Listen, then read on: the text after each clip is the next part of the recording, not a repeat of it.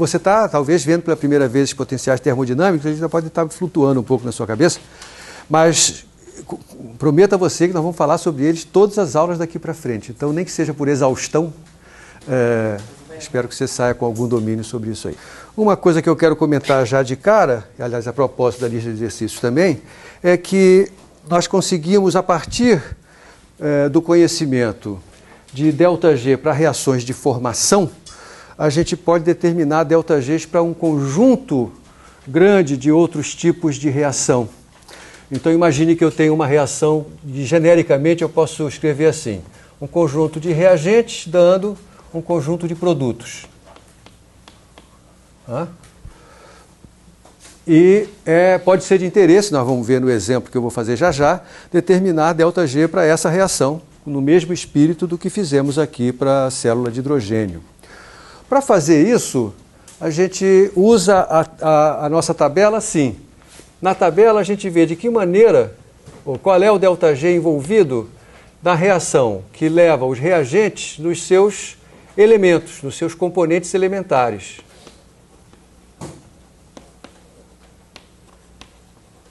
Lá na tabela você vai ter o ΔG da reação inversa.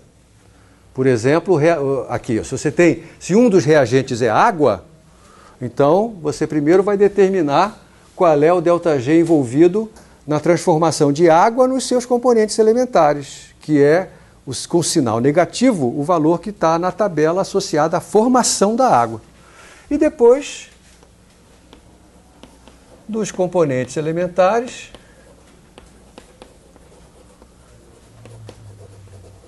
para os produtos finais.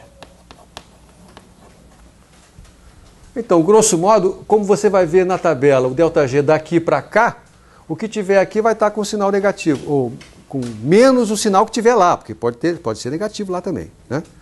Esses aqui vão estar com sinal positivo. Soma algébrica esses dois é o ΔG desta daqui.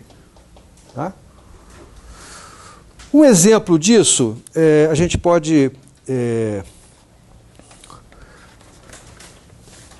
considerar o que acontece numa célula combustível.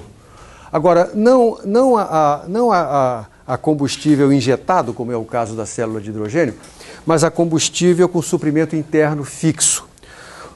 Por exemplo, uma célula de chumbo, ou de... Uma célula de chumbo funciona graças à seguinte reação.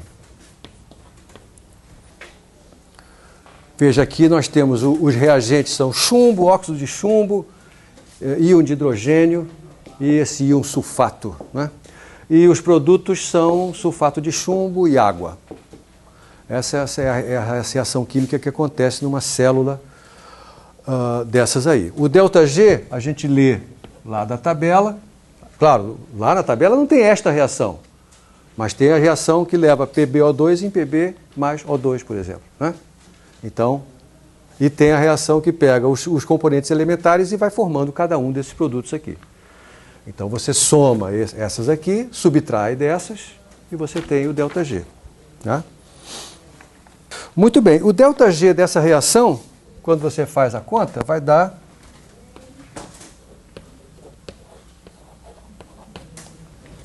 menos 390 quilojoules. Tá? E nós sabemos que o trabalho outro, ele é maior ou igual a isto aqui. Né? Acontece que esse ΔG aqui é negativo, né? O ΔG é negativo, então nós vamos ter trabalho sendo gerado por esta célula. E o trabalho gerado por essa célula é igual a esse ΔG, mas lembra que trabalho negativo é trabalho realizado pelo sistema, então ele é 390 quilojoules, de novo caio numa situação de reversibilidade. Tá?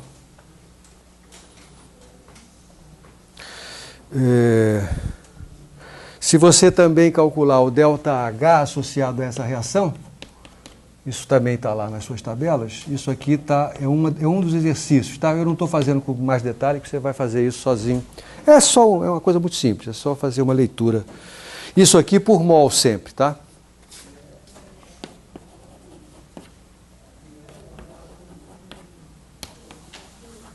Por mol de óxido de chumbo consumido nessa reação aí.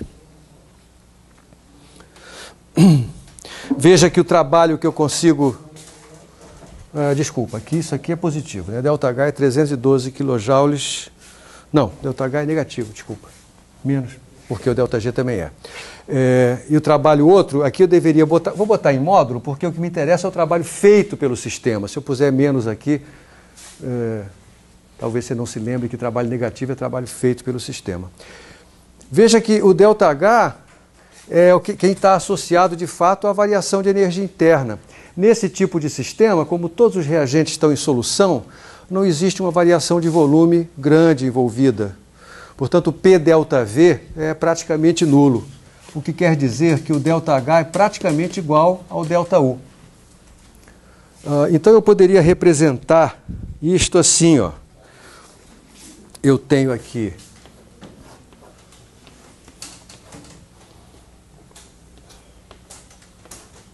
sempre por mol, quer dizer, nessa reação a energia interna do sistema decresce de 312 kJ e o trabalho que eu consigo retirar desse sistema, na situação de reversibilidade, é 390 kJ. Ou seja, eu consigo retirar dele mais do que a energia que é consumida. Qual é a mágica? É porque aqui tem energia vindo de graça, um T∆S que está vindo de graça. E esse T∆S também você vai... É fácil de calcular isso, por quê? Sim, porque essa diferença que aqui está, ó, entre 390 e 312, isto aqui é exatamente o T∆S, 78 kJ. Então, a energia do sistema diminui de 312, mas ele recebe 78 kJ de graça do meio ambiente e, portanto, ele é capaz de gerar um trabalho de outra natureza de 390 kJ.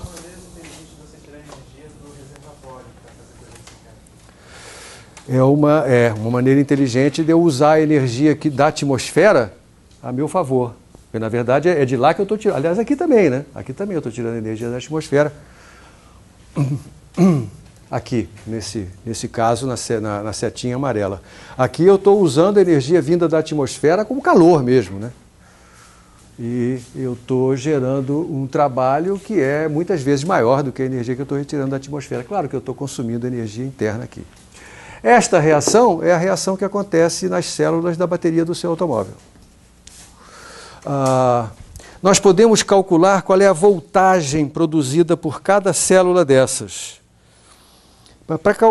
Para descobrir isso, nós temos que destrinchar um pouco mais a química dessa situação, a química envolvida nessa reação. Essa reação, na verdade, é uma reação que ocorre em 3 etapas. Isso eu vou descrever para você, porque isso é um conhecimento que vem dos químicos.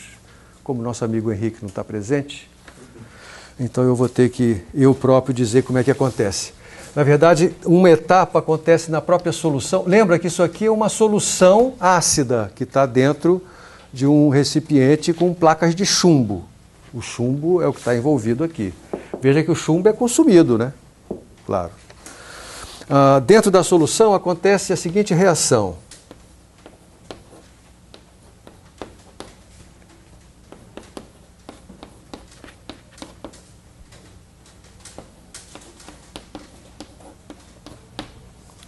E aí você tem outras 2 etapas. Uma delas acontece no eletrodo negativo e a outra acontece no eletrodo positivo.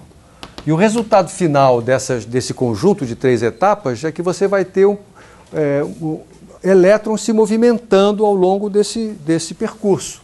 Então, no eletrodo negativo, você tem o seguinte: o chumbo ele é atacado por esse ácido ionizado, e resulta um sulfato de chumbo, hidrogênio iônico e 2 elétrons. E esses 2 elétrons vão passear para o eletrodo positivo. E aqui, você veja que a combinação dessas 3 etapas vão resultar nessa reação como um todo, né? Você somar tudo que está do lado esquerdo, tudo que está do lado direito, você vai ter aquela reação lá. Então, a cada molécula, cada molécula de óxido de chumbo consumida, você tem 2 elétrons que vão do eletrodo negativo para o eletrodo positivo. Tá certo? Então isso te permite determinar a voltagem criada por essa célula. Porque o trabalho elétrico que eu acabei de calcular por elétron vai ser... O trabalho elétrico é esse aqui, 390 kJ por mol. Quantos elétrons vão trafegar nesse circuito por mol? São 2 por molécula. Então são 2 vezes 6,02 vezes 10 a 23. E isso aqui dá 3,24 vezes 10 a menos 19 joules, que expresso em elétron-volts, isso é 2,02 elétron-volts. Então, a célula de chumbo na qual está acontecendo essa reação, ela está realizando um trabalho elétrico de 390 kJ por mol, o que equivale a doar a cada elétron que atravessa essa célula 2,02 elétron-volts. 2 elétron-volts. 2 elétron-volts por elétron significa que a diferença de potencial é 2 volts, né? Já que o trabalho é a diferença de potencial vezes a carga, 2 volts. Numa bateria de automóvel você tem 6 dessas células, produzindo uma voltagem de 12 volts. Não é bem o nosso propósito, mas você acaba de aprender como é que funciona a bateria do seu automóvel e qual é a termodinâmica envolvida. E uma coisa importante aqui é que nós estamos produzindo trabalho elétrico maior do que a quantidade de energia que a gente está consumindo dentro da célula, né? Porque nós estamos ganhando energia de graça vinda do meio ambiente. Claro que se eu quiser carregar, claro que a bateria vai se descarregar nesse processo, tá certo? Se eu quiser carregar a bateria, eu faço ela percorrer a reação inversa. Na reação inversa, troque as setas brancas por setas amarelas, troque o sinal do ΔU. Com isso, você vai aumentando a energia interna da bateria, né?